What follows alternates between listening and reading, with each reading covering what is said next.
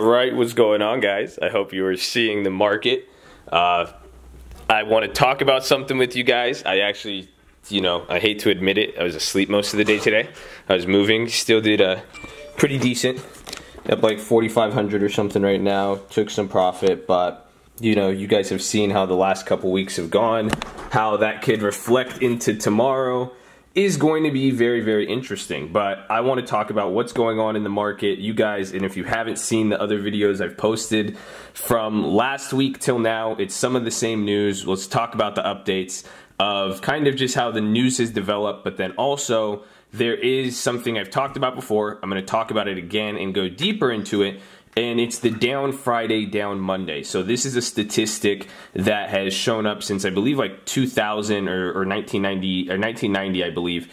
And every time you see, Dow Jones down Friday, down Monday, it has an effect on the market. So I want to go over that a lot more in depth. I did last time, but I'm going to go way, way more into it because now we're reaching that point again. Yesterday, last week was an awful close. We closed down a couple hundred points, and now we're down 400. We still have an hour left, but that's why I'm making this video and doing it now, because last week it seemed like it was bouncy and stuff, but today it seems like it's just going all, straight down. The chances of us bouncing 420 points right now, I'm going to doubt it, but again, I'm sure by the time I post this, I could even be wrong. That's just the market we've been in. But if it does close and we get another down Friday, down Monday, I want to talk about what that means. But now let's also discuss what's happening. Why is the market making this move? I don't know if you guys realize this is ugly. Like looking at the 100-day chart, man, and seeing this is disgusting. And you pull it up on the longer scale, like this is a big move. So what's causing this? We're hitting a new low, essentially a new low in this range we've been in, but now we're approaching this points where we've clipped in the past of February, and these are crucial levels. So it's crucial levels coming into crucial events right now, and what's happening and what's causing this, it's going back to the same news from last week. That's why I said watch the videos if you haven't, because looking back throughout time, it seems like the big factor too is rates and all that stuff. I want to see if I should sell anything. 42, okay. But I only took some profit today. And I have longer duration puts, even though the premiums are interesting now. I'm going to make a video on that. But essentially, though, what I am trying to have you guys understand is how the continuation of events has kept going on.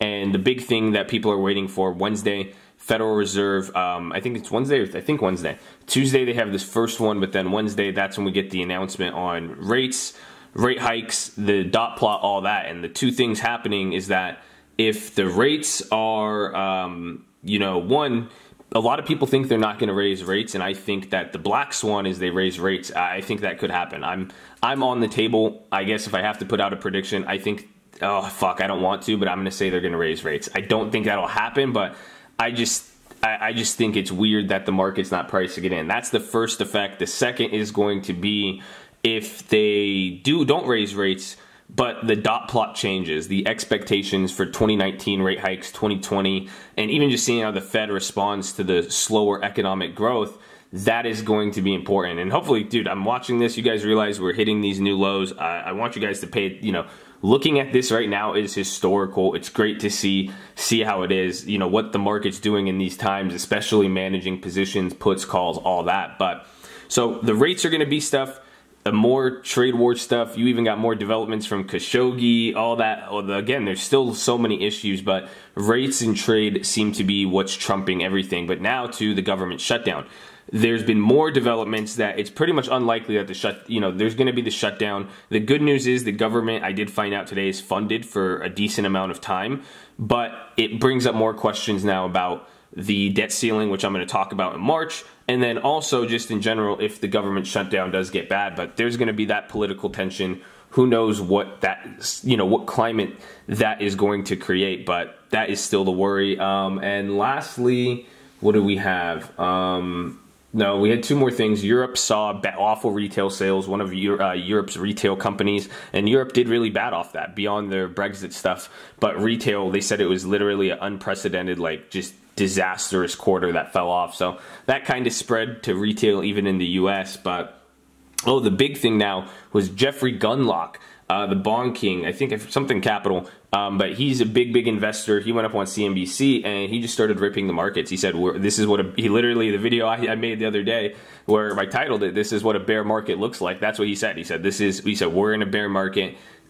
He just said there's going to be more trade wars. He said 2019 is going to be about preservation capital. He went off. It was a very negative, and literally since he started saying that, that's when the market kind of started dropping from this little bounce it had. So very interesting. That was the volatility we saw, but it's setting up interesting. And if we close even harder here, what this could set up for tomorrow and what this means will be very interesting.